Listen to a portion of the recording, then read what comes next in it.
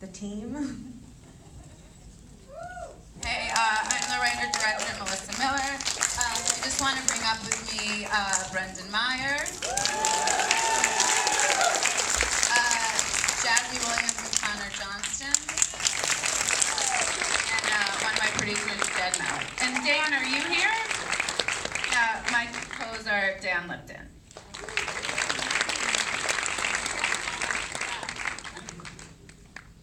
Thank you, everyone, for coming.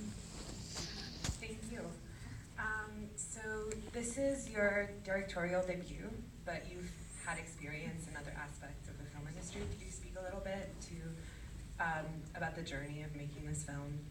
Yeah, I kind of came up in below the line in the art department, which was actually really convenient because when I needed a dumpster for that alley scene, I just called my dumpster guy because I actually had a dumpster guy. And you know, with our graphics, we got discounts on our graphics, and so in that aspect, it was really cool to just have these people at my disposal who knew what I was trying to do and knew what our budget was and just try to help us. And then, you know, just the whole way this got made, I'll try to do the quick version, but basically I was working in the art department on the TV show The Affair, and I was right next to the writer's room, and I found like every excuse in the book to be like, oh, I'm sorry, I dropped a pencil, or like just any reason to be in there, and I, you know, befriended some of the writers, and, you know, my husband was like, oh, why don't you see if maybe you can be the writer's assistant the next season? And I was like, dude, that's like totally ballsy, I can't do that. And I was like, wait a second, I can totally do that. So I, you know, told her that I, you know, would love to be considered, and I had written a spec, which just means like I wrote an episode of the show I was on, and she was like, well, for legal reasons I can't read that, but do you have anything else? So I gave her this script, and it got me an interview, and she was like, dude, you're way too good to be like buying me sandwiches.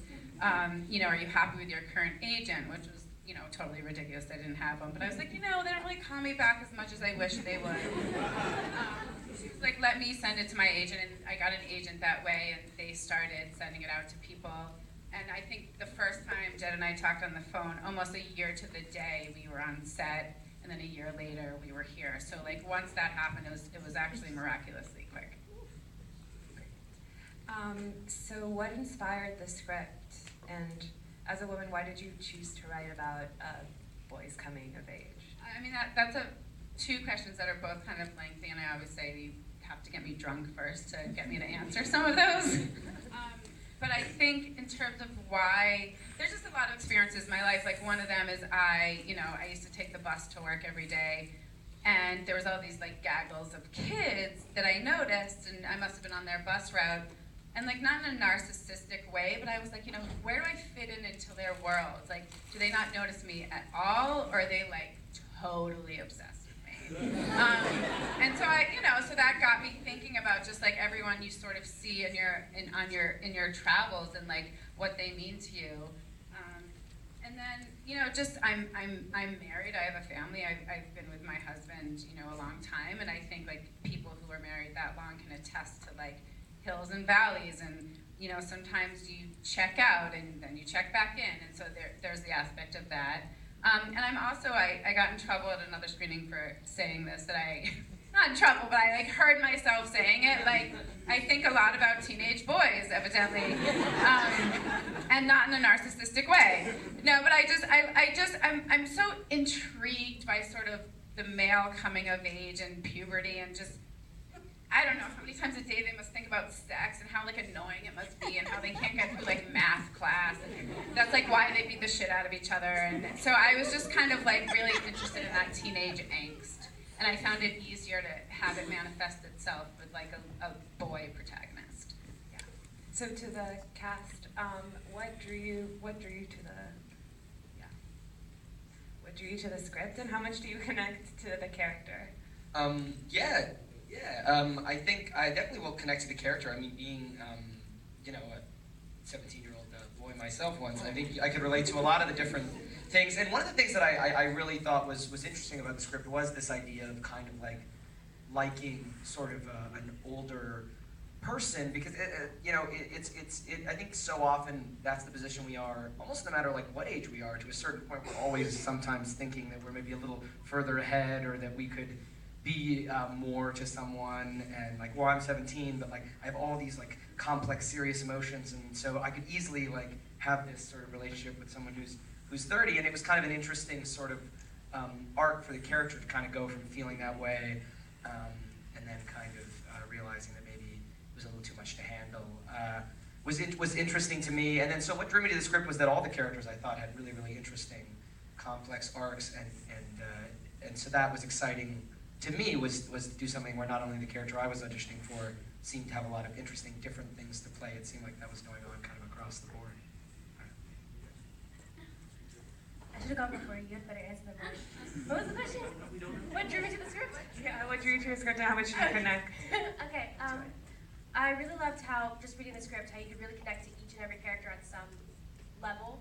Like there was no facade with any of them. No one was putting up like a front, and even when they were, you saw the human in it. It wasn't just like they became like a Barbie and all of a sudden they had one dimension and they were perfect. You saw them struggling to, Molly Ringwald's character, you saw her struggling trying to like keep this facade of a perfect family for her sons, and you saw a reason. So, yeah, how real every character was, and just story arc, character arc, like Brendan was saying. I think it was really beautiful, and that it was really inspiring. And even when I came to audition, and I heard Melissa talk about it, the way she talked about it, she wanted to keep it real, and she wanted to keep it grounded, and that was really amazing. What I liked most about the script and working with Melissa is that every character, I mean, the way that she has written every character in every scene, it allows for you as an actor to take your time. The worst thing in the script as an actor is just over-explaining and talking about like all your motivations behind everything. And when we're on set, she allowed us to have a lot of time between lines and before and after scenes, and oftentimes wouldn't say cut until a very long time. And so you're just standing there kind of like, right, so you're standing there like still acting. And so what drew me to the script, and especially in the callback when we were working with Melissa, is just that to slow things down and to not act like directly what the word is saying, but to add something else, and it allowed for a lot of really great magical moments, like on set, which was great. Great. So let's open it up to the audience. Does anyone have a question? Yeah.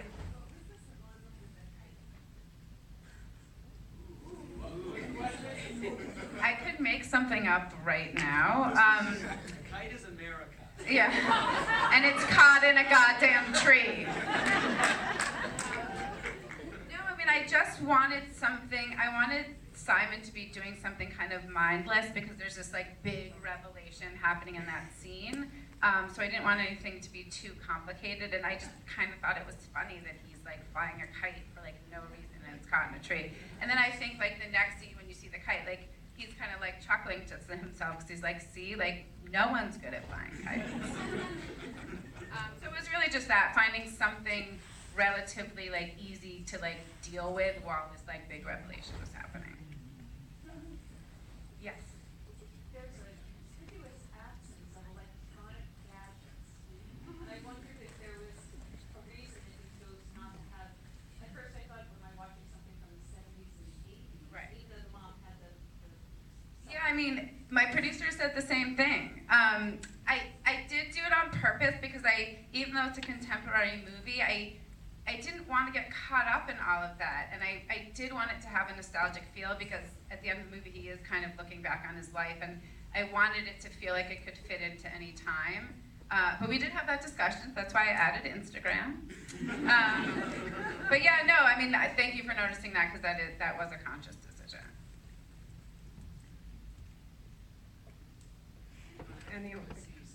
Is the restaurant behind the gate a real thing?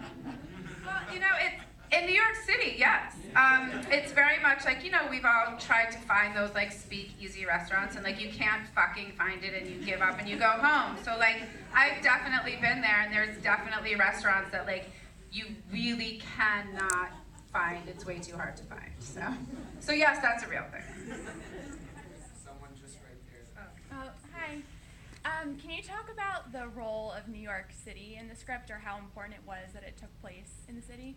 Yeah, I mean, I would say like a big character in this movie is obviously like, you know, New York City Transit. So I don't think it would have had the same effect if they were on like a school bus in Westchester, you know? I mean, so I think like, but not only that, but like the farmer's market, and you know, there's so much that happens, and you know, just coming into contact like you do in a city like this all the time. So it was like a big backdrop to the story that I wanted to tell. Up there. Hi. So I just wanted to know, I absolutely loved it, and I'm like a huge fan of coming of age films. So I want to know like what your inspirations were, considering you had Molly Ringwald in the film. Like, where did you pull from, like film-wise, TV show-wise, other like media-wise? I think like the genesis of the movie again is just like the schizophrenia that's happening inside of me. So it's like each character really is just like a part of me at some point of my life. As far as like my references, like I love the movie Wonder Boys, You Can Count on Me, Igby Goes Down, you know, those type of movies. Squid and the Whale, I think, is an obvious one to think about, and just Little Men. Someone else mentioned that recently, but just like those type of movies where there's not like a whole lot going on, but it's just a feeling that happens throughout, and hopefully, you know, and I always said I wanted to make a movie where like, you know, you're at home, it's raining outside, you've seen it like 20 times already, but you're like, oh look, it's on HBO, and you know, you kind of watch it, maybe you're doing something else, but it's comforting to you, and that's the type of movie that I wanted to make. We have time for one more question. Oh, yes. How did the dad's personality and characteristics change from the film to the story? Because at first he was really like raw, and then he started to like actually want to prove himself, and he's like, I mean, that's a good question, and I think that hopefully he tries to explain it. I mean, I think that's the turmoil that's going on in his own head, too. I think like they both kind of checked out, and then as it gets further, as many people do, whether it's a man or a woman in a long-term relationship, you do something wrong and you do something stupid, and then then you leave, or you want to leave, and then you value that person much more because you did something wrong and you took them for granted. And sometimes you break up, and sometimes you realize like there's a base here, and especially with this relationship, you know, he did something physically, but she emotionally checked out, and I think that put them on a level playing ground to then try to start again. Thank you so much for staying for the Q&A. Thank you, guys.